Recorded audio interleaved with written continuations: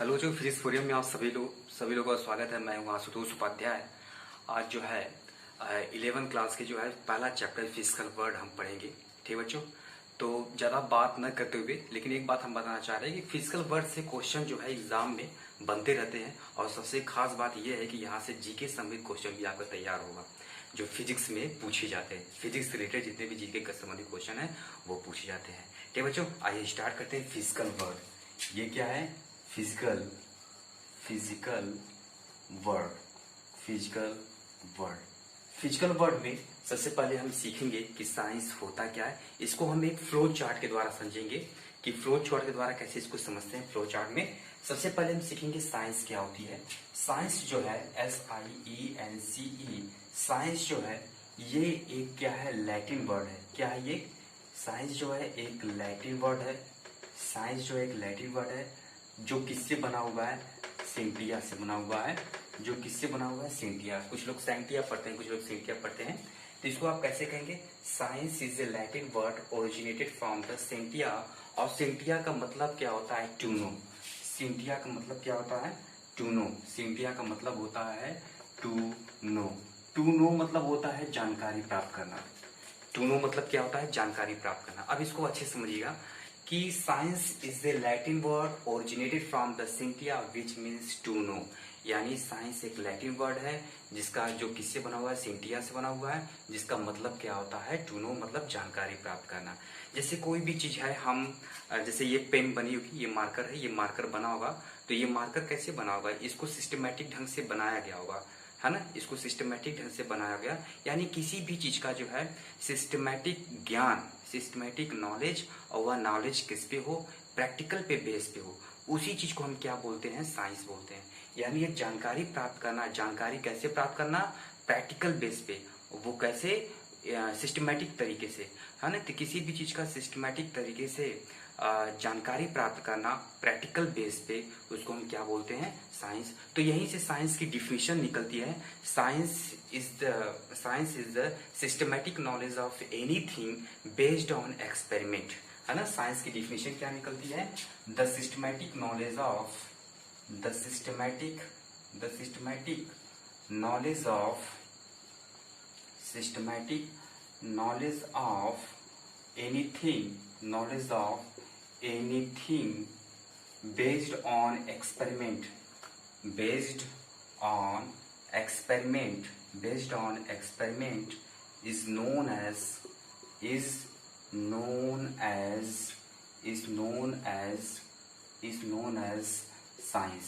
known as science। जैसे आपके घर के जो मकान तैयार होते थे पहले क्या होता है? उनका एक स्ट्रक्चर तैयार किया जाता है, फिर धीरे धीरे क्या होता है? उसमें ईंटें भरे जाते हैं, फिर वो डिवाइड होते हैं, हर एक सेक्शन यानी हर एक कमरे में डिवाइड होता है, तो बाद में जाकर एक मकान बनता है। तो उसी तरह क्या होता है? किसी भी चीज की जानकारी वो सिस्टमेटिक जानकारी कैसी हो? सिस्टमेटिक हो, और किस बेस पे हो? प्रैक्टिकल बेस पे। उसको क्या बोलते हैं? साइंस बोलते हैं। उसी को हमने यहाँ पे लिखा है, systematic knowledge of anything based on experiment is known as science, है ना। पहले बच्चों क्या होता था? ये साइंस जो है, साइंस को हम सेंटिया नाम से जानते। पहले क्या होता था? हम आदिमानव थे। साइंस ऐसा मानता था कि हम लोग क्या थे? हम लोग आदिमानव थे। तो धीरे धीरे हम लोग चीजों की जानने की कोशिश की है। तो वो जानकारी हमके कैसे मिली? हमको जानकारी वो सिस्टमैटिक तरीके से मिलती गई, और ये जानकारी किस बेस पे थी? प्रैक्टिकल बेस पे थी। तो वही चीज जो है सेंटिया होगी, सेंटिया बाद में कन्वर्ट होकर साइंस हो गया। ठीक बच्चों, तो ये चीज आई होप आपको ये चीज समझ में आई होगी। तो साइंस ये होता है। अब आते हैं साइंस की एक ब्रांच है जिसको हमको पढ़ना है, हमारी फिजिक्स। तो फिजिक्स क्या होता है? जैसे हमने आपको फ्लो चार्ट की तरह ये समझाया कि साइंस क्या होती है और साइंस की डिफिनेशन, उसी तरह हम जो है फिजिक्स के बारे में समझेंगे। फिजिक्स होता क्या है? अब धीरे हम बनाएंगे फिजिक्स क्या होती है। फिजिक्स क्या होता है? फिजिक्स जो है इसी तरह सेम टू सेम हम समझेंगे। फिजिक्स ये हमारी जो फिजिक्स जो है ये जो है ग्रीक वर्ड है। जैसे साइंस जो है, साइंस एक लैटिन वर्ड है, उसी तरह फिजिक्स भी हमारा क्या है? ग्रीक वर्ड है। Physics is a Greek word which means किससे बना हुआ है? फ्यूसिस से बना हुआ है। Physics is a Greek word originated from the word फ्यूसिस, और इसका मतलब क्या होता है? नेचर। फ्यूसिस का मतलब क्या होता है? नेचर। यानी साइंस की वह ब्रांच जिसमें हम नेचर का अध्ययन करते हैं उसको क्या बोलते हैं? फिजिक्स बोलते हैं। यानी इसका मतलब क्या होगा? नेचर मतलब नेचर हो गई या नेचर से रिलेटेड जितनी भी घटनाएं होती हैं, है ना। तो द ब्रांच ऑफ साइंस, इसको हम कैसे परिभाषित कर सकते हैं, कैसे डिफाइन कर सकते हैं? The branch of science, the branch of science, the branch of science which deals with the study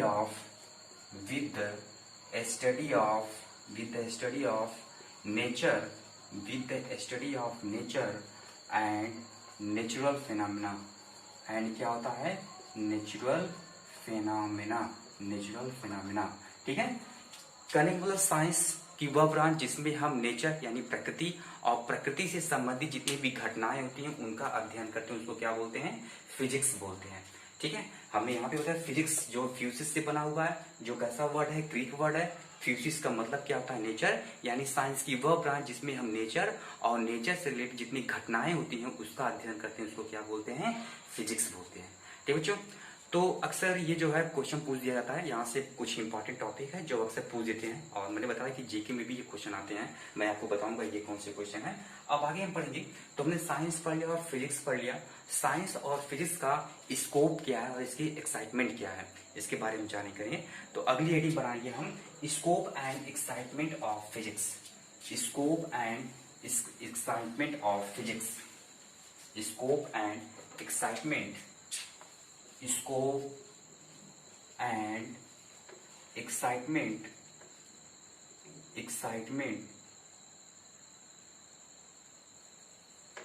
scope and excitement of physics, है ना। फिजिक्स की जो है स्कोप क्या है और इसका एक्साइटमेंट क्या है, इसके बारे में समझेंगे। फिजिक्स के स्कोप और एक्साइटमेंट को हम दो भाग में डिवाइड करेंगे। यानी एक होता है माइक्रोस्कोपिक वर्ड, दूसरा होता है माइक्रोस्कोपिक डोमेन। डोमेन मीन्स होता है क्षेत्र, या इसको वर्ड भी कर देंगे, संसार भी कर देंगे, तभी कोई बात नहीं है। ठीक है। तो हम फिजिक्स के यानी स्कोप और एक्साइटमेंट को हम दो भाग में डिवाइड करेंगे, माइक्रोस्कोपिक डोमेन और दूसरा क्या होता है? Microscopic domain. ठीक है। तो पहले हम समझेंगे the two domains of scope and excitement of physics are. एक होता है macro, MACRO,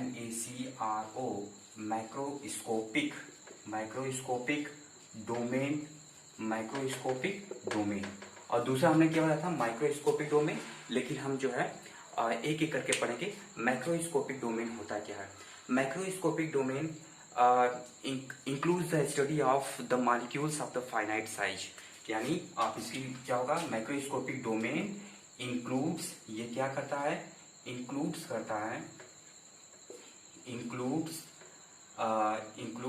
the study of phenomenon of molecules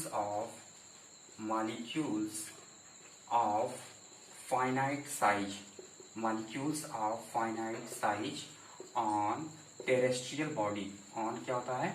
terrestrial body, है ना। कहने का मतलब मैक्रोस्कोपिक डोमेन वो होता है जिसमें क्या इंक्लूड होता है? जिसमें हम फाइनाइट साइज के जो मॉलिक्यूल्स होते हैं, जिससे टेरेस्ट्रियल बॉडी हो गया, उनका जो अध्ययन करते हैं वो क्या होते हैं? माइक्रोस्कोपिक डोमेन कहलाता है, यानी माइक्रोस्कोपिक क्षेत्र कहलाता है। यानी जिसमें हम बड़ी चीजों का अध्ययन करते हैं उसमें क्या होता है? वो माइक्रोस्कोपिक, जिसको हम अपनी आंखों से देख सकते हैं। जैसे ये पेन है, ये क्या है? मार्कर है। मार्कर को हम अपनी आंख से देख सकते हैं, इसलिए ये क्या है? माइक्रोस्कोपिक डोमेन है। आप मोबाइल में देख रहे हैं तो मोबाइल में क्या है? Microscopic domain. यानी जिसको हम देख सकते हैं, जिसका हम अनुभव कर सकते हैं अपनी आंखों द्वारा, वो क्या होता है? माइक्रोस्कोपिक डोमेन कहलाता है। तो बड़ी बड़ी चीजों का अध्ययन करने के लिए हम इसको क्या बोलते हैं? फिजिक्स के माइक्रोस्कोपिक वर्ड में इसको रख देते हैं, माइक्रोस्कोपिक, यानी MACROSCOPIC, माइक्रोस्कोपिक डोमेन में रख देते हैं। जैसे टेरेस्ट्रियल बॉडी हो गया, है ना, बहुत सारे जैसे सेलेस्टियल प्लैनेट हो गए, सैटेलाइट्स हो गए, ये मोबाइल फोन हो गया, ये बल्ब हो गया, है ना। तो ये जितने सारे हैं ये सब इसमें आते हैं? माइक्रोस्कोपिक डोमेन में आते हैं। तो इसका एक्साइटमेंट हो गया। स्कोप क्या है? स्कोप में इसके भारी मात्रा में आज भी जो है अभी देखिए सैटर्न के जो है कुछ सैटेलाइट खोजे गए हैं, यानी जो शनि ग्रह के जो सैटेलाइट खोजे गए हैं, तो वहां पे भी इसके स्कोप यानी टेरेस्ट्रियल बॉडी में इसके स्कोप बहुत ज्यादा है, यानी अभी तक उसकी खोज चलती जा रही है। तो इसलिए इसको हम क्या बोलते हैं, माइक्रोस्कोपिक डोमेन। स्कोप है एक्साइटमेंट का पहला पार्ट है। दूसरी डोमेन क्या होती है, दूसरी डोमेन हमारी होती है माइक्रोस्कोपिक डोमेन। दूसरी डोमेन होती है micro, MICRO, microscopic, microscopic domain, microscopic domain. Microscopic domain में क्या होता है, microscopic domain includes the study of the small size of the particles such as the elementary particles, electron, proton, atoms, nuclei, है ना। यानी वह क्षेत्र जिसमें हम छोटी पार्टिकल्स जैसे एलिमेंट्री पार्टिकल, जैसे हम इलेक्ट्रॉन हो गया, प्रोटॉन हो गया, इलेक्ट्रॉन, प्रोटॉन, एटम, है ना, इनकी साइज के बारे में अगर अध्ययन करते हैं तो इसको क्या बोलते हैं, माइक्रोस्कोपिक। माइक्रोस्कोपिक मतलब जिसको हम अपनी आंख के द्वारा देख नहीं सकते हैं। माइक्रोस्कोपिक कहने का मतलब जिसको हम अपनी आंखों के द्वारा देख नहीं सकते हैं, फिजिक्स की वह ब्रांच जिसमें हम आंखों द्वारा नहीं देख सकते हैं, उसको माइक्रोस्कोपिक डोमेन में रखा गया है। ठीक है बच्चों, इसको माइक्रोस्कोपिक डोमेन रखा गया है। तो जैसे हमने यहाँ पे लिखा है, includes the size study of phenomenon of molecules of the finite size on the terrestrial body such as the planet and satellite. उसी तरह माइक्रोस्कोपिक डोमेन ये क्या करता है, ये इंक्लूड्स करता है, includes, microscopic domain includes the study of, includes the study of, है ना, study of phenomenon, phenomenon of, है ना, phenomenon of elementary particles, elementary particles, elementary particles, elementary particles. Elementary particle में क्या कौन कौन से आप जानते हैं, इलेक्ट्रॉन्स हो गए, प्रोटॉन्स हो गए, एटम की साइज हो गई। तो इलेक्ट्रॉन और प्रोटॉन की साइज तो हम अपनी आंखों द्वारा देख नहीं सकते हैं, इसलिए इसको किस में रखा गया है, माइक्रोस्कोपिक वर्ड में रखा गया है। मैंने छोटे माइक्रोस्कोपिक करने का मतलब जिसको हम अपनी आंखों को देख नहीं सकते हैं। यहाँ पे भी इसके रिसर्च अभी तक चल ही रहे हैं, इलेक्ट्रॉन, प्रोटॉन्स, इसके रिसर्च जो है फिजिक्स में चल ही रहे हैं। और यहाँ पे टेरेस्ट्रियल बॉडी में भी इसके यूज चल रहे हैं, यानी यहाँ पे भी इसका स्कोप है और यहाँ पे भी इसका स्कोप है ना। तो इसका स्कोप और इसकी एक्साइटमेंट भी क्या हो गई, कंप्लीट हुई। अभी तक हमने पढ़ा क्या, हमने साइंस पढ़ा, हमने फिजिक्स पढ़ा और हमने फिजिक्स की जो है स्कोप और एक्साइटमेंट पढ़ लिया। ठीक बच्चों, अगली जो चीज है, अगली जो महत्वपूर्ण चीज जो पूछी जाती है, अगली जो महत्वपूर्ण चीज पूछी जाती है वो है फंडामेंटल फोर्स ऑफ नेचर। हमने अभी बताया कि जो फिजिक्स है, फिजिक्स क्या करती है, वो नेचर के बारे में अध्ययन करती है। तो नेचर में कौन कौन से फोर्स विद्यमान है, यानी नेचर में कौन कौन से फोर्स एग्जिस्ट हैं, उस फोर्स को जानने की हम कोशिश करेंगे। क्वेश्चन कई बार यहाँ से भी उठा देते हैं कि नेचर में कितने प्रकार के फोर्स पाए जाते हैं। ठीक बच्चों, नेचर में यानी प्रकृति में कितने प्रकार के फोर्स पाए जाते हैं। तो प्रकृति में 4 प्रकार के फोर्स पाए जाते हैं, उनको बोलते हैं फंडामेंटल फोर्स ऑफ नेचर। उनको क्या बोलते हैं, फंडामेंटल फोर्स ऑफ नेचर। तो नेचर में कितने प्रकार के फोर्स पाए जाते हैं, 4 प्रकार के। उन 4 प्रकार के फोर्स क्या बोलते हैं, fundamental force of nature, fundamental force of nature, fundamental force of nature. Nature में 4 प्रकार के फोर्स पाए जाते हैं जिसको बोलते हैं फंडामेंटल फोर्स। वो फोर्स होते कौन कौन से हैं उनको आप समझिए। पहला जो फोर्स होता है उसको बोलते हैं, याद करने की कोशिश करिएगा ऐसे ही सुन के। पहला फोर्स होता है ग्रेविटेशनल फोर्स, दूसरा होता है इलेक्ट्रोमैग्नेटिक फोर्स, तीसरा होता है वीक न्यूक्लियर फोर्स और चौथा क्या होता है, स्ट्रांग न्यूक्लियर फोर्स। तो there are found 4 fundamental force in nature, gravitational force, electromagnetic force, weak nuclear force और इलेक्ट्रोमैग्नेटिक फोर्स। तो मैं ऐसा करता हूँ आपको ये चीज याद होगी कि कितने प्रकार के फोर्स पाए जाते हैं, 4 प्रकार के फोर्स पाए जाते हैं, ग्रेविटेशनल फोर्स, इलेक्ट्रोमैग्नेटिक फोर्स और वीक न्यूक्लियर फोर्स और स्ट्रांग न्यूक्लियर फोर्स। हम एक एक करके हम पढ़ेंगे। सबसे पहले हम पढ़ेंगे ग्रेविटेशनल फोर्स होता क्या है, ग्रेविटेशनल फोर्स के बारे में पढ़ेंगे। सबसे पहली जो पॉइंट है वो क्या है, ग्रेविटेशनल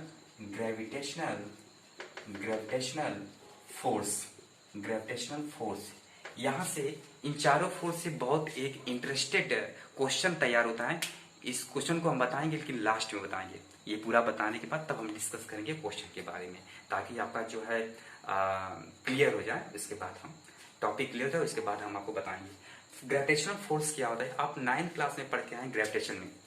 ग्रेविटेशनल फोर्स क्या होता है, इसको न्यूटन ने दिया था, इसको न्यूटन ने बताया था। तो ये जो होता है gravitational force is the mutual force of attraction between the two bodies of the masses m1 and m2 separated by A distance r। यानी ये क्या होता है, हमेशा म्यूचुअल फोर्स ऑफ अट्रैक्शन होता है। जैसे मान लीजिए कि ये एक प्लैनेट है और ये क्या है, सैटेलाइट है। तो प्लैनेट और सैटेलाइट के बीच में क्या लगता है, ग्रेविटेशनल फोर्स लगता है। तो ग्रेविटेशनल फोर्स क्या था, फोर्स ऑफ अट्रैक्शन, यानी पृथ्वी सैटेलाइट को अपनी तरफ खींच रही है और सैटेलाइट पृथ्वी को अपनी तरफ खींच रहा है ना। तो ये क्या होता है, ग्रेविटेशनल फोर्स ऑफ अट्रैक्शन होता है। ये क्या होता है, gravitational force of attraction.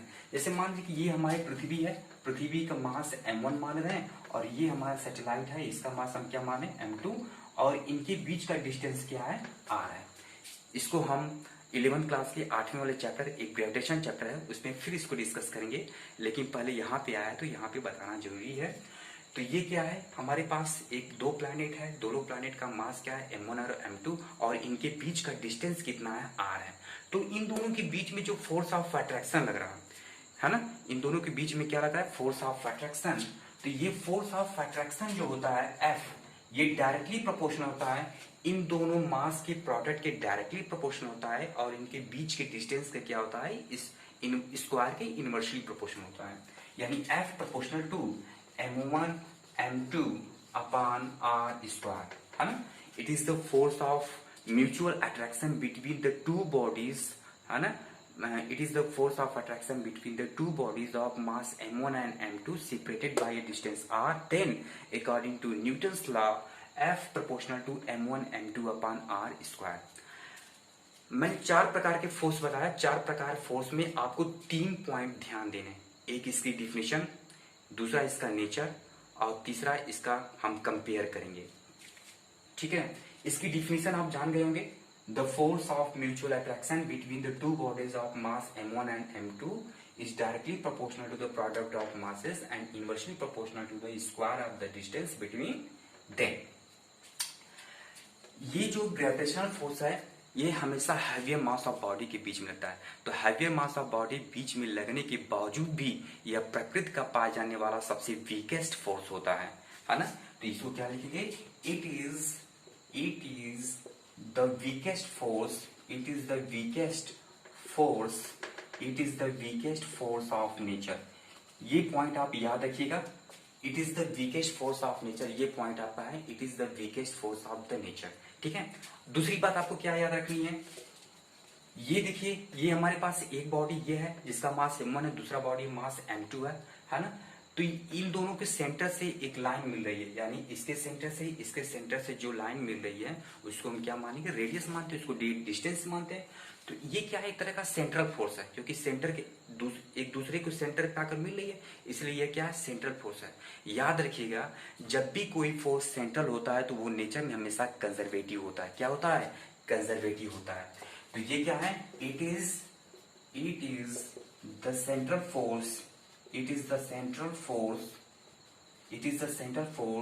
hence it will be conservative, तो ये 2 पॉइंट आप याद रखिएगा। It is the weakest force of nature, यानी ये नेचर का सबसे वीकेस्ट फोर्स होता है। दूसरी बात, ये क्या होता है, सेंट्रल फोर्स होता है। सेंट्रल फोर्स अगर है तो ये नेचर में कैसा होगा, कंजर्वेटिव होगा। आपको ये चीज समझ में आई होगी। तो ये 2 लाइन आप पकड़िएगा, क्योंकि आगे के जो 3 हम बताएंगे इसी बेस पे होंगे। ठीक बच्चों, तो ये क्लियर हो गया, ये ग्रेविटेशनल फोर्स। अगला हमारा कौन सा है, अगला हमारा था इलेक्ट्रोमैग्नेटिक फोर्स। आगे हम डिस्कस करेंगे इलेक्ट्रोमैग्नेटिक फोर्स क्या होता है। हम रीडिंग बनाएंगे, इलेक्ट्रोमैग्नेटिक फोर्स होता क्या है। ठीक बच्चों, इलेक्ट्रोमैग्नेटिक फोर्स होता क्या है। दूसरी रीडिंग हमारी है इलेक्ट्रोमैग्नेटिक फोर्स। इलेक्ट्रोमैग्नेटिक फोर्स क्या होता है, ये क्या होता है, it is the force of attraction और repulsion between the 2 point charges which is directly proportional to the product of charges and inversely proportional to the square of the distance between them। अभी आप चीज की समझ में आएगी। जैसे मान लीजिए कि हमारे पास एक चार्ज यहाँ पे रखा हुआ है Q1 और यहाँ पे एक चार्ज रखा हुआ है क्या, Q2, और इनके बीच का डिस्टेंस क्या है, R है। इसको बोलते हैं कूलॉम्स लॉ। आप इसको पढ़ेंगे इसी चैप्टर में, आप पढ़ेंगे सॉरी आज जो है 12th क्लास में इसको पढ़ेंगे कूलॉम्स लॉ को। तो इन दोनों ये चार्ज लाइक होंगे तो फोर्स ऑफ रिपल्सन लगेगा, अगर अनलाइक होंगे तो फोर्स ऑफ अट्रैक्शन होगा। इसका मतलब चार्ज में फोर्स ऑफ अट्रैक्शन और रिपल्सन दोनों लगता है। चार्ज में क्या होता है, फोर्स ऑफ अट्रैक्शन और रिपल्सन दोनों होता है। तो इसलिए इन दोनों चार्जों के बीच में जो फोर्स ऑफ अट्रैक्शन और रिपल्सन लग रहा है, तो इन दोनों चार्जों के प्रोडक्ट के डायरेक्टली ये प्रोपोर्शनल होता है, यानी Q1 Q2, और इनके बीच के डिस्टेंस यानी R के स्क्वायर के इनवर्सली प्रोपोर्शनल होता है ना। तो आपको बहुत ज्यादा नहीं कहना है, बस आपको ये कहना है it is the force of attraction और repulsion between the 2 point charges, that is F proportional to Q1 Q2 upon R square. ठीक बच्चों। दूसरी बात, जैसे हमने आपको वहां पे समझाया था कि एक बॉडी को दूसरी बॉडी को मिलाने वाली रेखा वो क्या होती है, सेंटर पे मिलाती है, यानी वो सेंट्रल होता है। यहाँ पे एक चार्ज से दूसरे चार्ज को जो लाइन मिला रही है उसको क्या होते हैं, तो उसको बोलते हैं वो सेंटर से आकर मिल रहे हैं। इसलिए ये क्या है, जब सेंटर से आकर मिले तो ये क्या होगा, सेंट्रल फोर्स हो जाएगा। तो सेंट्रल फोर्स हो जाएगा, तो सेंट्रल फोर्स होने के कारण ये नेचर में कैसा होगा, कंजर्वेटिव होगा। ये नेचर में कैसा होगा, कंजर्वेटिव। देखेंगे it is the central force, it is the central force. अगर ये सेंट्रल फोर्स होगा तो नेचर में कैसा होगा, कंजर्वेटिव होगा, है ना। hence it will be conservative, hence it will be conservative in nature। ये नेचर में क्या होगा, कंजर्वेटिव हो जाएगा। ठीक बच्चों। अगर ये नेचर में कंजर्वेटिव है तो ये अगर ग्रेविटेशनल फोर्स हमने बताया है कि ग्रेविटेशनल फोर्स प्रकृति का या नेचर का पाया जाने वाला सबसे वीकेस्ट फोर्स होता है। ठीक है। तो ये क्या होता है, ग्रेविटेशनल फोर्स का 10 to the power 36 times stronger होता है ना। ये क्या होता है, it is 10 to the power 36 times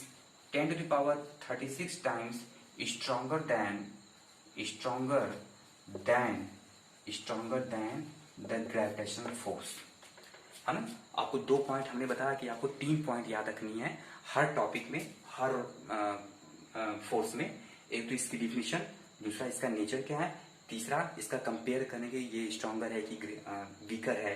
तो ये क्या होता है, ग्रेविटेशनल फोर्स का 10 to the power 36 times stronger होता है। यानी ग्रेविटेशनल फोर्स अगर 1 है तो 1 का 10 to the power 36 टाइम्स ये स्ट्रॉन्गर होता है इलेक्ट्रोमैग्नेटिक फोर्स। अगली जो टॉपिक है हम बात करेंगे, तो 2 टॉपिक हमारी क्लियर हो गई। एक हमारा हो गया ग्रेविटेशनल फोर्स, दूसरा क्या होगा, इलेक्ट्रोमैग्नेटिक फोर्स।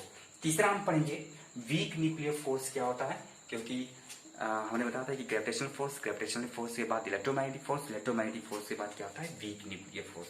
सॉरी, उसके पहले हम न्यूक्लियर फोर्स पढ़ेंगे, तब हम वीक न्यूक्लियर फोर्स पढ़ेंगे। ठीक है। तो हम क्या पढ़ेंगे, तीसरी टॉपिक जो है हमारी क्या है, वो है स्ट्रॉन्ग न्यूक्लियर फोर्स। तीसरा पॉइंट जो है वो है strong nuclear force. Strong nuclear force को हम समझते हैं, आप न्यूक्लियर मॉडल आप समझे होंगे कि इलेक्ट्रॉन क्या होता है, किसी न्यूक्लियस के चारों तरफ ऐसे चक्कर लगाता रहता है। इलेक्ट्रॉन क्या करता है, किसी न्यूक्लियस के चारों तरफ चक्कर लगाता है। तो न्यूक्लियस में होता क्या है, न्यूक्लियस में प्रोटॉन और न्यूट्रॉन होते हैं।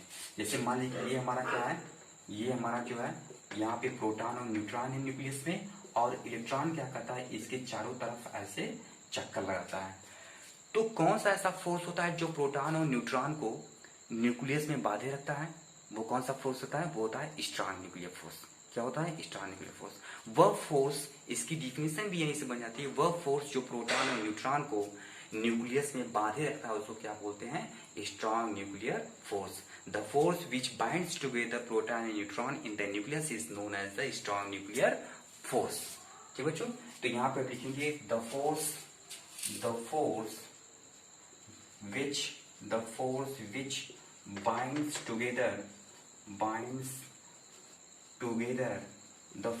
which binds together electron and proton, electron and proton in nucleus is known as कौन सा? strong nuclear force, है ना? The force which binds together electron and proton in nucleus is known as क्या? strong nuclear force. अब आइए, अब इसकी हम डिस्कस करते हैं। 2 पॉइंट और हमारा है। 2 पॉइंट कौन कौन सा है कि पहली बात, ये तो नॉन सेंट्रल फोर्स होता है, क्योंकि ये तो कोई सेंटर से सेंटर तो मिला नहीं रहा है, कोई दो बॉडीज के सेंटर तो मिल नहीं रहा है, इसलिए ये क्या होगा? नॉन सेंट्रल होगा। जब ये नॉन सेंट्रल होगा तो नेचर में कैसा हो जाएगा? नॉन कंजर्वेटिव फोर्स हो जाएगा, है ना? लिखेंगे it is non central, it is non central force, it is non central force, hence ये क्या होगा? Hence it will be non-conservative, hence it will be non-conservative in nature, non-conservative in, यानी ये क्या होगा? ये नॉन सेंट्रल फोर्स होता है, इसलिए क्या हो जाएगा? नॉन कंजर्वेटिव हो जाएगा नेचर में। ठीक बच्चों, आइए अब अगर ग्रेविटेशनल फोर्स 1 है तो इलेक्ट्रोमैग्नेटिक फोर्स उसका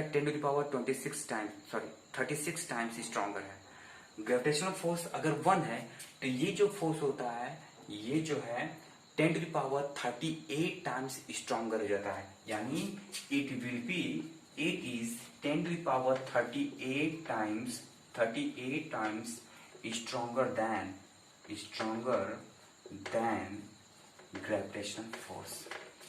ये 2 चीजें आपकी क्लियर हो गई, है ना? एक तो ये क्या होता है? नॉन सेंट्रल फोर्स होता है, नॉन सेंट्रल होने के कारण ये क्या होता है? नॉन कंजर्वेटिव होता है, और नॉन कंजर्वेटिव है तो ये क्या होगा? It is 38 times stronger than the gravitational force. ये क्या होता है? ग्रेविटेशनल फोर्स क्या होता है? 38 टाइम्स क्या होता है? ग्रेटर होता है, यानी यह प्रकृति का पाया जाने वाला सबसे स्ट्रॉन्गेस्ट फोर्स होता है। और सबसे वीकेस्ट फोर्स कौन सा होता है? ग्रेविटेशनल फोर्स जो है सबसे वीकेस्ट फोर्स होता है। लास्ट टॉपिक हमारा जो है अगला और सबसे लास्ट जो फंडामेंटल फोर्स है वो हमारा है, कौन सा बच रहा है? एग्जैक्टली सही, वो हमारा है वीक न्यूक्लियर फोर्स। अगला क्या है? Week nuclear force. आप हेडिंग बनाएंगे वीक न्यूक्लियर फोर्स क्या होता है ना? अगली हेडिंग क्या है? Week nuclear force. अगली हेडिंग क्या है? Week nuclear force. Weak nuclear force होता क्या है? ठीक है बच्चों, वीक न्यूक्लियर फोर्स, थोड़ा सा हम इंक डालें पेन में, मार्कर में।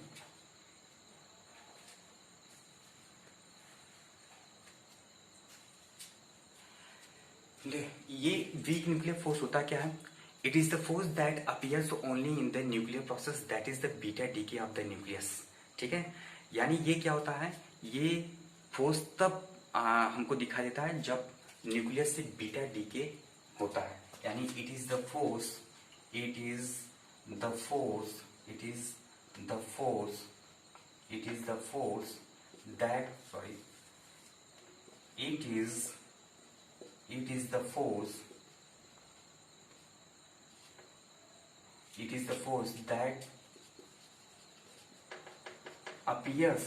it is the force that appears only between the beta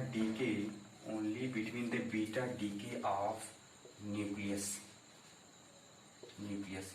यानी यह फोर्स तब लगता है जब किसी न्यूक्लियस से बीटा डीके निकलता है। अभी आपको ये चीज नहीं समझ में आएगी, अभी मैं एक रिएक्शन बता रहा हूँ तब आपको समझ में आएगा। ये फोर्स तब लगता है जब क्या होता है? किसी न्यूक्लियस से बीटा डीके न्यूक्लियस मतलब एमिट होती है, वहां से निकल जाती है। जैसे मान लीजिए कि कोई चीज हमने बम्बार्डिंग की, हमने क्या किया? बम्बार्डिंग किया, उस बम्बार्डिंग के द्वारा क्या बना? हमारा एक प्रोटॉन बना, प्रोटॉन के साथ साथ एक इलेक्ट्रॉन हुआ, इलेक्ट्रॉन पे माइनस चार्ज, -1 0, अब प्लस, और एक क्या होता है? Anti neutrino particle, anti neutrino. यानी जब किसी चीज से बीटा डीके यानी बीटा डीके होता है, बीटा डीके मतलब जो न्यूक्लियस है, न्यूक्लियस से इलेक्ट्रॉन का निकल जाना, यानी न्यूक्लियस से जब न्यूट्रॉन निकलता है तो न्यूट्रॉन के साथ साथ क्या होता है? एक अनचार्ज पार्टिकल आती है, जिसको क्या बोलते हैं? Anti neutrino. जिसको क्या बोलते हैं? एंटी न्यूट्रिनो पार्टिकल बोलते हैं।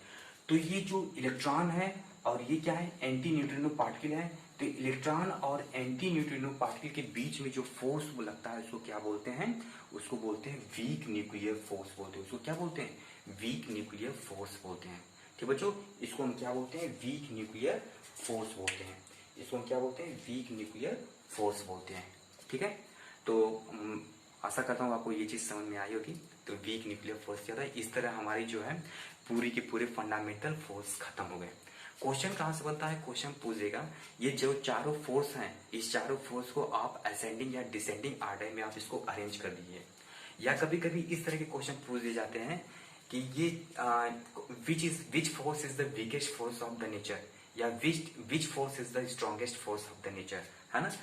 तो इसको हम एक अच्छी तरह समझते हैं। सबसे बड़ी बात यहाँ पे हम बताना भूल गए, ये क्या होता है, नॉन सेंट्रल फोर्स होता है न, तो क्योंकि न तो यहाँ पे दो पार्टिकल है, दोनों पार्टिकल के सेंटर पे यहाँ पर मिल नहीं गए, इसलिए ये क्या होगा, नॉन सेंट्रल फोर्स होगा। इसलिए क्या होगा, नॉन सेंट्रल फोर्स होगा।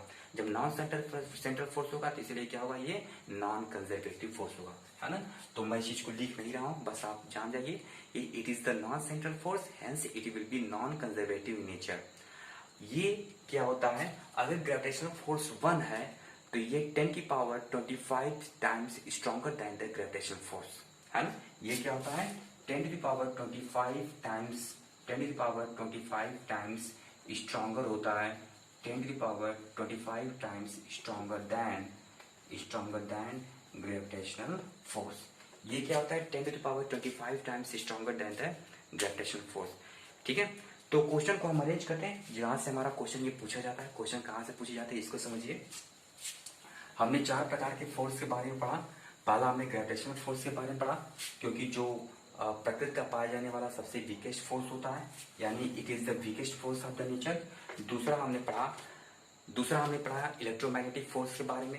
इलेक्ट्रोमैग्नेटिक फोर्स सेंट्रल फोर्स होता है, इसलिए कंजर्वेटिव होता है नेचर में, और ये क्या होता है, 10 की power 36 times stronger than the gravitational force होता है। फिर उसके बाद हमने स्ट्रॉन्ग न्यूक्लियर फोर्स पढ़ा। स्ट्रॉन्ग न्यूक्लियर फोर्स क्या होता है, ये नॉन सेंट्रल होता है, इसलिए नॉन कंजर्वेटिव हो जाता है। नॉन कंजर्वेटिव होने के साथ साथ ये क्या होता है, 10 की power 38 times stronger than the gravitational force, यानी ये प्रकृति का पाया जाने वाला सबसे स्ट्रॉन्ग फोर्स होता है। ये प्रकृति का पाया जाने वाला क्या होता है, सबसे स्ट्रॉन्ग फोर्स होता है। आगे हम बात करेंगे वीक न्यूक्लियर फोर्स क्या होता है। वीक न्यूक्लियर फोर्स होता है ये प्रकृति का, ये जो होते हैं 10 की power 26 times stronger than the gravitational force. आइए हम इसको असेंडिंग आर्डर में लगाते हैं। जैसे मान लीजिए ये हमारा क्या है, ग्रेविटेशनल फोर्स है। इसको हमने सबसे पहले लिखा क्योंकि ये वीकेस्ट फोर्स होता है, Fg मतलब ग्रेविटेशनल फोर्स। उसके बाद होता है Fw यानी वीक न्यूक्लियर फोर्स। उसके बाद Fe यानी इलेक्ट्रोमैग्नेटिक फोर्स। उसके बाद हम क्या लिखेंगे, Fs मतलब क्या होता है, स्ट्रॉन्ग न्यूक्लियर फोर्स। अगर हमने ग्रेविटेशनल फोर्स को क्या माना, 1 माना, ग्रेविटेशनल फोर्स को क्या माना, 1 माना, तो जो वीक न्यूक्लियर फोर्स होता है वो 10 की power 26 times stronger than the gravitational force हो जाएगा, है ना। ये ग्रेविटेशनल फोर्स है, तो ग्रेविटेशनल फोर्स का ये 10 की power 26 times stronger than the week nuclear force.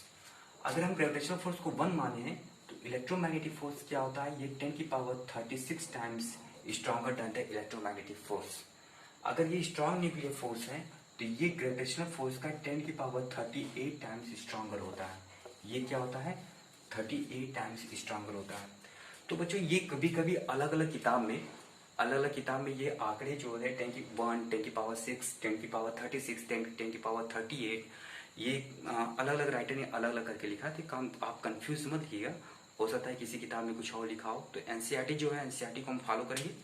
तो 1 to 10 की पावर 26, 10 की पावर 36, 10 की पावर 38, ठीक है। तो इस तरह के जो फंडामेंटल फोर्स हमारे खत्म हो गए। तो शुरू से बाद फिर हम रिवीजन करते रहे। हमने अभी तक क्या क्या पढ़ा, हमने साइंस पढ़ा। Science is the Latin word which is originated from the scientia which means to know, ठीक है। उसके बाद हमने फिजिक्स पढ़ा। Physics is a Greek word originated from the physis which means nature. उसके बाद हमने स्कोप एंड एक्साइटमेंट पढ़ा। स्कोप एंड एक्साइटमेंट को हमने 2 डोमेन में डिवाइड किया, 2 डोमेन, है ना। एक होता है मैक्रोस्कोपिक डोमेन, दूसरा क्या हुआ, माइक्रोस्कोपिक डोमेन। उसके बाद नेचर में पाए जाने वाले फोर्स यानी 4 फंडामेंटल फोर्स ऑफ नेचर के बारे में हमने पढ़ा। पहला हमने पढ़ा वीक न्यूक्लियर फोर्स, फिर उसके बाद gravitational force, weak nuclear force, electromagnetic force और स्ट्रॉन्ग न्यूक्लियर फोर्स। अगर आपसे एग्जाम में पूछे विच force is the strongest force of the nature, तो कौन सा होगा? Electromagnetic force, strong nuclear force, क्योंकि ये 10 की पावर 38 टाइम्स है ग्रेविटेशनल फोर्स का। अगर पूछ दे कि विच force is the weakest force of the nature, तो आप क्या कहेंगे? 1, यानी ग्रेविटेशनल फोर्स। अगर आपको असेंडिंग आर्डर में लगाने के लिए कहे तो आप असेंडिंग आर्डर में कैसे लगाएंगे? Gravitational force, weak nuclear force, electromagnetic force, strong nuclear force. अगर आपको डिसेंडिंग आर्डर में लगाने के लिए कहे क्वेश्चन में, तो आप क्या कहेंगे? Strong nuclear force, electromagnetic force, weak nuclear force और ग्रेविटेशनल फोर्स। इस तरह जो 4 फंडामेंटल फोर्स हमारे खत्म हो जाते हैं। अगली जो टॉपिक है वो है कंजर्वेशन लॉस। ठीक बच्चों, वो क्या है? कंजर्वेशन लॉस, है ना। कंजर्वेशन लॉस क्या होता है उसके बारे में हम इसको पढ़ते हैं। कंजर्वेशन लॉस होते क्या है? कंजर्वेशन लॉस क्या होते हैं? Conservation laws of conservation.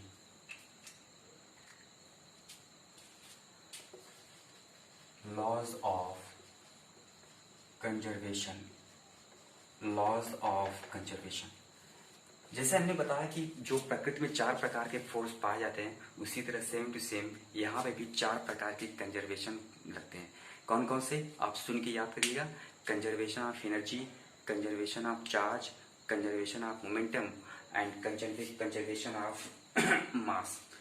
Conservation of energy, फिर से conservation of energy, conservation of mass, conservation of momentum, conservation of charge. ठीक है, तो कौन कौन से? एनर्जी, मास, मोमेंटम और चार्ज, 4 प्रकार के हैं। Conservation of energy, conservation of mass, conservation of momentum और कंजर्वेशन ऑफ चार्ज। ठीक है, तो 4 प्रकार के कंजर्वेशन है। तो हम आशा करते हैं आपको याद हो गया होगा। तो हम एक एक करके पढ़ते हैं। Conservation of energy, conservation of energy, conservation of conservation of conservation of energy, conservation of energy. दोस्तों, जब भी कहीं भी किसी फिजिकल क्वांटिटी के पहले कंजर्वेशन शब्द लग जाता है तो उसको हम जोड़ते कैसे? एक ट्रिक है। It can be neither created nor destroyed, it can be change from one form to another form, है ना। इसका मतलब क्या होता है? किसी भी सिस्टम की जो total energy, total momentum, total charge, total mass, वो सब क्या होते हैं? कांस्टेंट होते हैं। यानी कंजर्वेशन लॉस को हम 2 तरह से डिफाइन कर सकते हैं। एक कैसे? जैसे कंजर्वेशन ऑफ एनर्जी, हमको क्या डिफाइन करना है? Conservation of energy. तो एनर्जी यहाँ आ गया, तो एनर्जी को आप कैसे कहेंगे? Energy can be neither created not destroyed, it can be transform from one form to another form, that is the total energy of a system is constant, that is the total energy of a system is constant. तो मैं ऐसा करता हूँ आपको ये चीज clear आ गई होगी। तो कंजर्वेशन ऑफ एनर्जी होता क्या है? कंजर्वेशन ऑफ एनर्जी होता क्या है? ठीक है बच्चों, जैसे मान लीजिए कि कोई चीज है, कोई बॉडी है, जैसे मान लीजिए पेन है। तो आप 9th क्लास में इसको पढ़ के आए कि कोई भी चीज अगर फ्रीली फॉल होती है तो ड्यूरिंग फ्रीलिंग फॉल में उसकी टोटल एनर्जी क्या होती है? कांस्टेंट होती है। उसकी टोटल एनर्जी यानी काइनेटिक एनर्जी और पोटेंशियल एनर्जी क्या होती है? कांस्टेंट होती है। या उसको छोड़िए, एक चीज और 9th में पढ़ के आए होंगे कि एक सिंपल पेंडुलम है, ये सिंपल पेंडुलम है, ये क्या करता है? ऐसे ऐसे जाता रहता है। तो यहाँ पे इसकी जो एनर्जी होती है, इसके बीच में जो टोटल एनर्जी होती है और यहाँ पे जो एनर्जी होती है, हर पॉइंट पे इसकी एनर्जी क्या होती है? सेम होती है। हर पॉइंट पे इसकी जो है टोटल एनर्जी क्या होती है? सेम होती है।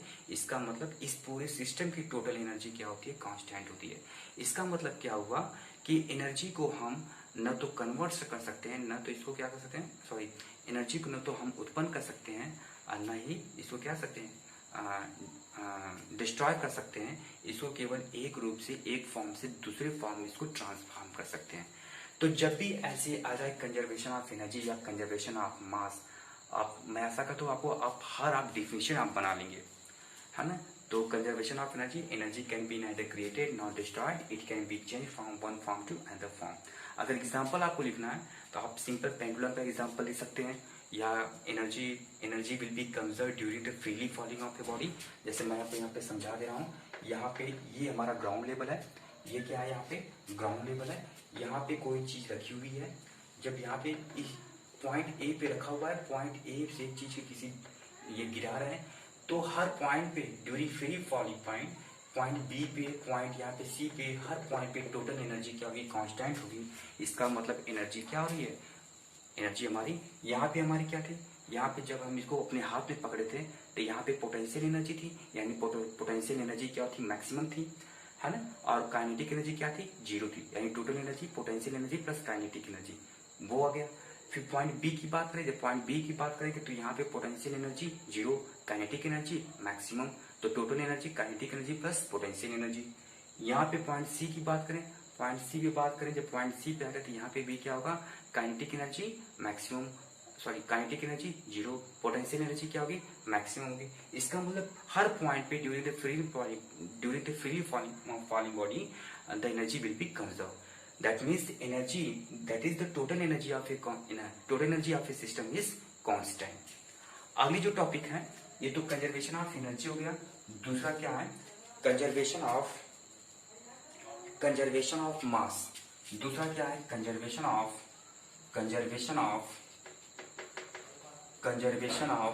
मास। कंजर्वेशन ऑफ मास होता क्या है दोस्तों, पहले ये समझा जा रहा था कि एनर्जी और मास में, इसको अच्छे से समझिएगा, एनर्जी और मास में कोई भी रिलेशन नहीं होता है। लेकिन आइंस्टाइन के एक इक्वेशन ने प्रूफ कर दिया कि एनर्जी और मास दोनों एक दूसरे से क्या है, रिलेटेड है। और वो फार्मूला आप भी जानते हैं, E इक्वल टू कितना होता है, E equal to m×c², where E क्या होता है, E जो है टोटल एनर्जी है, m क्या है, मास ऑफ द बॉडी है, और c क्या है, स्पीड ऑफ लाइट। तो इसके इस आइंस्टाइन की इस इक्वेशन की वजह से ये क्या हो गया, ये सिद्ध किया गया कि मास भी क्या होती है, कंजर्व होती है। मास भी क्या होती है, किसी बॉडी की मास भी क्या होती है, कंजर्व हो जाती है। जैसे मान लीजिए कि ये चीज है, तो ये ऑब्जेक्ट हमारा है, अभी ये मास में है, ये किस में है, ये मास में, मतलब इसका कुछ वेट होगा, इसका कुछ मास होगा, इसलिए ये मास में। जब इसको हम जला देंगे तो ये क्या होगी, ये किसी एनर्जी में कन्वर्ट हो जाती है, ये किसी एनर्जी में क्या होती है, कन्वर्ट हो जाती है। जैसे मान लीजिए कि ये जला दिए तो ये एयर में चला जाएगा, कुछ धूल में चला जाएगा, इसकी एनर्जी क्या होती है, कन्वर्ट हो जाती है दूसरे फॉर्म में। इसका मतलब अगर ये एनर्जी कन्वर्ट हो जाती है, यानी एनर्जी भी क्या हो सकती है, मास में आ सकती है। इसका मतलब किसी ऑब्जेक्ट का मास भी क्या होता है, कांस्टेंट होता है। यानी किसी भी ऑब्जेक्ट की जो टोटल मास होती है वो भी क्या होती है, कंजर्व होती है। केवल इसको एक रूप से दूसरे रूप में बदल सकते हैं। ठीक बच्चों, ये किस इक्वेशन के द्वारा प्रूफ किया गया, आइंस्टाइन के इक्वेशन के द्वारा प्रूफ किया गया। लेकिन पहले ये नहीं समझा जाता था कि जो है मास कंजर्व हो सकता है, लेकिन आइंस्टाइन के इस इक्वेशन ने प्रूफ करके दिखा दिया कि किसी भी ऑब्जेक्ट का जो मास होता है वो क्या होता है, कंजर्व हो जाता है। ठीक बच्चों, इसको हम आगे डिस्कस करेंगे। ठीक है, बस यहाँ पे आप ऐसे ही समझिए। आगे हम क्या करें, कंजर्वेशन ऑफ एनर्जी हो गई, कंजर्वेशन ऑफ मास हो गया। अब हम बात करते हैं कंजर्वेशन ऑफ मोमेंटम। हम किसकी बात करते हैं, कंजर्वेशन ऑफ मोमेंटम की बात करते हैं। तीसरा पॉइंट हमारा है कंजर्वेशन ऑफ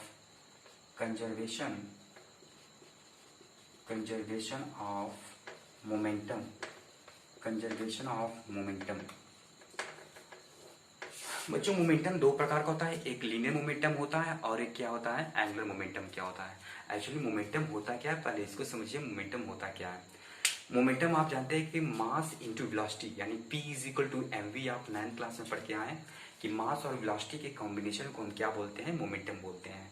ठीक है, जैसे मान लीजिए कि ये क्या है, हमारे पास कोई चीज है, ऑब्जेक्ट है, मोमेंटम को समझिए, कोई ऑब्जेक्ट है, इसका उस ऑब्जेक्ट का मास है, उस ऑब्जेक्ट को कुछ मास तो होगा ही, और उसके साथ क्या, वो दौड़ रही है, वो अपने मास के साथ दौड़ रही है, यानी अपने वेट के साथ वो दौड़ रही है। तो मास, इसका मास और इसकी वेलोसिटी अगर दोनों को एक साथ कंबाइन करके देखा जाए तो जो वर्ड बनता है वो क्या आता है, मोमेंटम आता है। जो वर्ड बनता है वो क्या आता है, तो मोमेंटम आता है। तो मोमेंटम, किसी भी ऑब्जेक्ट का मोमेंटम भी क्या होता है, कांस्टेंट होता है। कैसे, उसको न्यूटन से नहीं बताता है। न्यूटन ने क्या कहा, if in absent of any external force the total momentum of the body is constant. यानी किसी भी ऑब्जेक्ट पे लगने वाला फोर्स अगर एब्सेंट है तो उस बॉडी का जो टोटल मोमेंटम होता है वो क्या होता है, कांस्टेंट होता है। इस चीज को भी हम आगे आप यही 7वें वाले चैप्टर में system of particle and rotational motion, इस चीज को डिस्कस करेंगे। ठीक है, आप इसको जानते रहिए। अगर किसी भी ऑब्जेक्ट को, जैसे मान लीजिए ये ऑब्जेक्ट हमने फिर बता दे रहे हैं, ये हमारा मार्कर हमारे हाथ पे रखा हुआ है, हम क्या करें, इस मार्कर पे ऐसे फोर्स लगा के इसको हम घुमा रहे हैं, इस मार्कर पे फोर्स लगा के घुमा रहे हैं।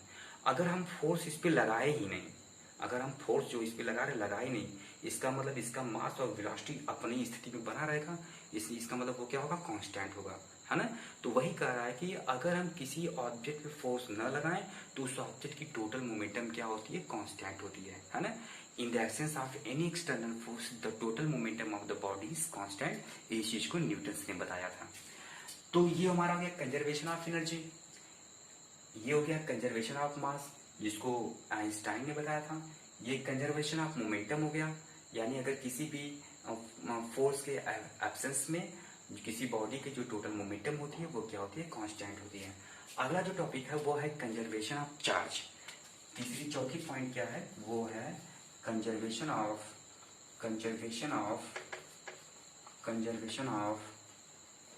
Charge. Conservation of charge, conservation of charge जैसे हमने एनर्जी को डिफाइन किया, हमने पहले ही बता दिया कि अगर किसी भी नाम के आगे अगर कंजर्वेशन आता है, किसी भी फिजिकल क्वांटिटी के अगर कंजर्वेशन, किसी भी फिजिकल क्वांटिटी मतलब वो कौन सी हो सकती है, एनर्जी, मास, मोमेंटम और चार्ज।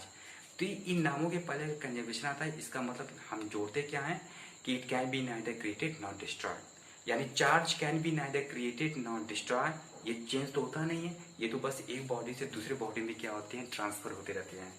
तो charge can be neither created not destroyed, it can be transfer from one body to another body, that is the total charge of a body remains constant, है ना। इसको हम क्या है, चार्ज होती है, चार्ज न तो क्रिएट कर सकते हैं न तो उसको डिस्ट्रॉय कर सकते हैं, ये केवल एक बॉडी से दूसरे बॉडी पे क्या होते हैं, ट्रांसफर हो जाते हैं। जैसे मान लीजिए कि हम अपने हाथ को क्या करते हैं, ऐसे रब करना है, जब हम अपने हाथ को ऐसे रब करेंगे तो हमारे हाथ में हीट पैदा होता है, वो क्या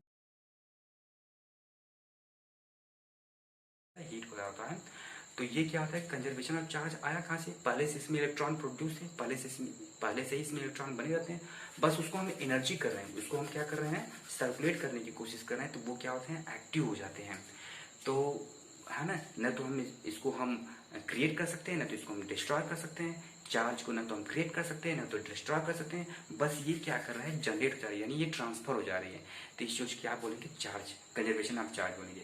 फिर से बात कर रहे हैं, charge can be neither created nor destroyed, it can be transferred from one body to another body, that is the total charge of a body remains constant, यानी किसी भी बॉडी की जो टोटल चार्ज होती है वो क्या होती है, कांस्टेंट होती है। ठीक बच्चों, तो ये जो फिजिकल वर्ड था, फिजिकल वर्ड हमारा खत्म हो गया।